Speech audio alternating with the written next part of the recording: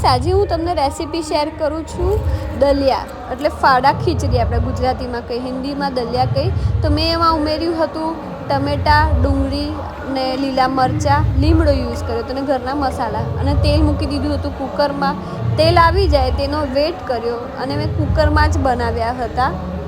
તો પછી તેલ આવી ગયું પછી મેં નાખ્યું હતું જીરું એડ કર્યા પછી મેં એડ કર્યા થોડુંક હિંગ એડ કર્યું ને એના પછી લીમડો એડ કર્યો આટલું આવી ગયા પછી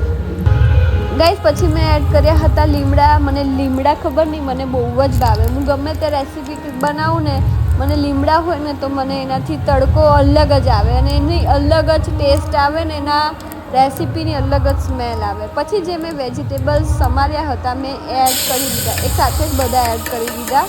પછી જ્યાં સુધી શેલો ફ્રાય ના થાય ત્યાં સુધી મેં ચડવા દીધા થોડો ટાઈમ એને આમ પ્રોપર જોયું કે આવી ગયું છે ને પછી એની અંદર મેં નાખી દીધું હતું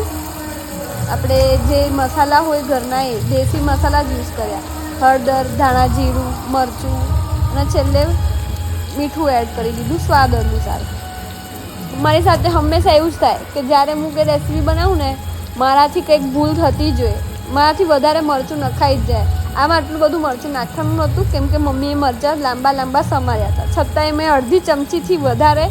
મરચું નાખી દીધું અને છાશ બી ના નાખી આમાં છાશ તમે અગર યુઝ કરશો તો છાશ વધારે સારી લાગે તો તમે છાશ નાખીને બનાવજો હું એ ભૂલી જ ગઈ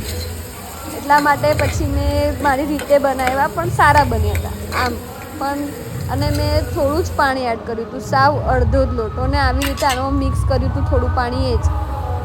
પછી મેં આવી રીતે એડ કરી દીધું દલિયા એટલે આપણે ફાડા બધા એડ કરી દીધા અને એટલામાં જ મેં અડધો લોટો પાણી એડ કર્યું છે અડધો એટલે સાવ અડધો લોટો પાણી એડ કર્યું હતું અને પછી કુકરની 4 સીટી મેં વાગવા દીધી આ રેસીપી તમને કેવી લાગી